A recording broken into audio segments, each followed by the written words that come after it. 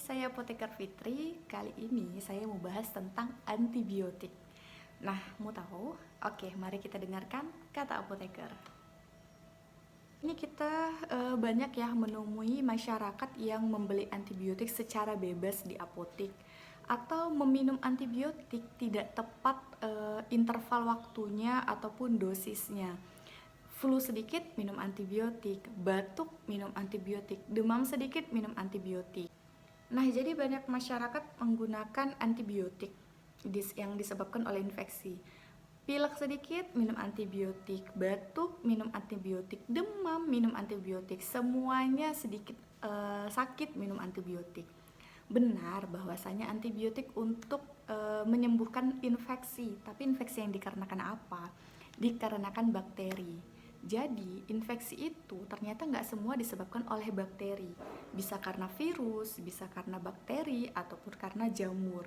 Kalau disebabkan oleh virus, minumnya apa? Ya antivirus. Kalau disebabkan karena jamur, minumnya anti jamur. Kalau infeksi yang disebabkan oleh bakteri, nah itu baru tepat minum antibiotik, teman-teman. Jadi pertanyaannya, emang apa efeknya kalau kita minum infeksi yang dikarenakan jamur ataupun yang lain, ataupun virus misalnya, tetapi minum antibiotik? Ya nggak bakal mempan. Ada beberapa penyebab yang menyebabkan kamu minum antibiotik tapi tidak akan berefek apa-apa ke dalam tubuhmu. Maksud saya tidak berefek itu penyebab penyakit kamu itu, kamu sakit tidak akan sembuh karena kamu minum antibiotik. Nah, jadi antibiotik dalam dunia farmasi itu banyak ya teman-teman. Ada berbagai golongan. Golongan A, golongan B, golongan C. Singkat kita bilang golongan cephalosporin misalnya, atau golongan macrolida misalnya, atau golongan lainnya. Jadi penggunaan antibiotik itu pun tidak sepele ya, tidak semudah kita beli ke apotek, tebak-tebak buah manggis langsung beli. Nah, jangan begitu. Jadi kalau misalnya kumannya tipe A, kamu harus minum antibiotik tipe A juga agar bisa match dia sehingga penyakit kamu dapat sembuh. Contoh ya, yang ada dalam diri kamu adalah kuman A.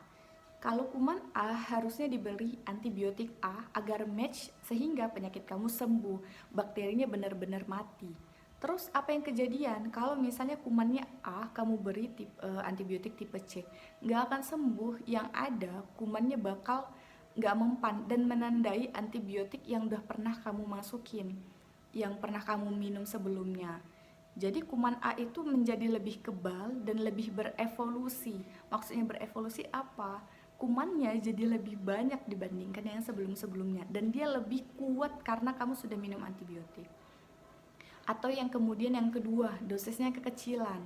Udah bener nih kuman A diberi antibiotik A, tapi dosisnya yang harusnya 500 mg, kamu hanya minum 250 mg. Atau yang harusnya 300 mg, kamu minum hanya 100 mg. Nah, yang seperti itu juga tidak tepat. Kenapa?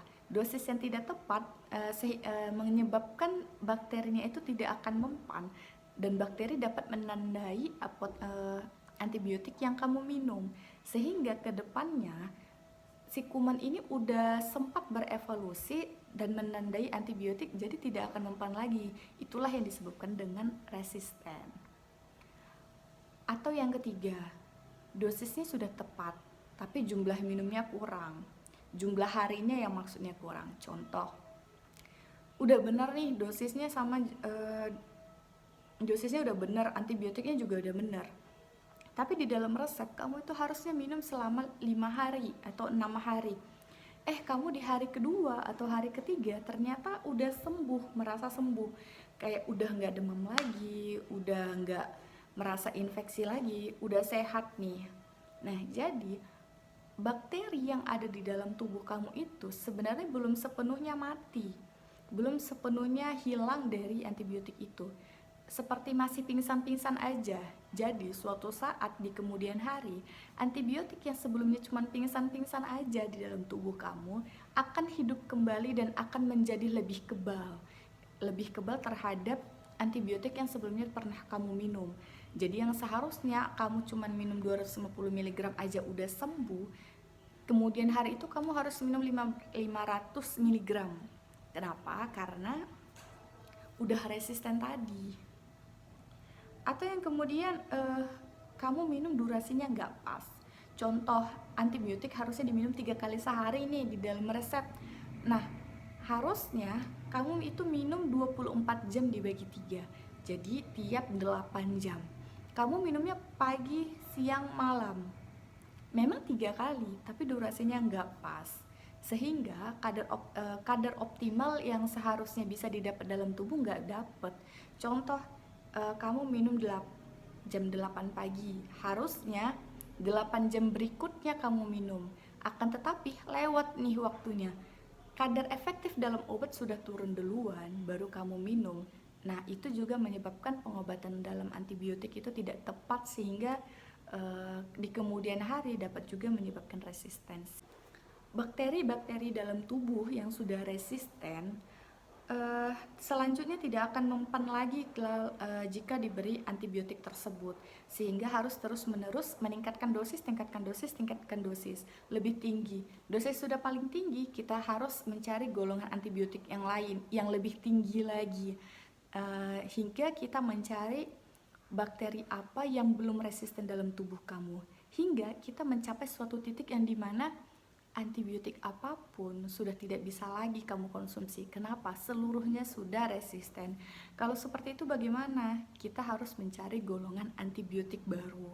Seperti kita ketahui, untuk mencari golongan antibiotik baru itu tidak mudah, butuh waktu bertahun-tahun untuk melakukan riset ataupun dan lain-lain. Kemudian ada terakhir yang ingin saya ingatkan, minumlah antibiotik dengan air mineral, air putih ya bahasanya kalau di dalam masyarakat. Kenapa? Karena ada antibiotik yang dia berinteraksi dengan selain air mineral. Contoh susu. Susu itu berinteraksi dengan tetrasiklin. Kenapa begitu? Dalam susu terdapat kalsium. Kalsium itu dapat menghambat penyerapan sehingga efektivitasnya menurun dan tidak optimal. Jadi, efektivitas dari antibiotik yang kita minum itu turun, yang dosisnya harusnya tepat jadi nggak tepat, nggak optimal dia, sehingga kita minum pun percuma, tidak menyembuhkan penyakit dalam tubuh kita. Nah, itu dia pembahasan antibiotik dari saya. Masih mau menggunakan antibiotik secara tidak tepat? Kalau begitu, menurut kamu, dengan penjelasan yang tadi diberikan, boleh nggak kita beli antibiotik langsung ke apotek dengan menerka-nerka antibiotik apa yang cocok dalam tubuh kita? Gak boleh ya. Jadi kalau misalnya kita merasa kita sakit, demam lebih dari 3 hari, silakan ke dokter dulu.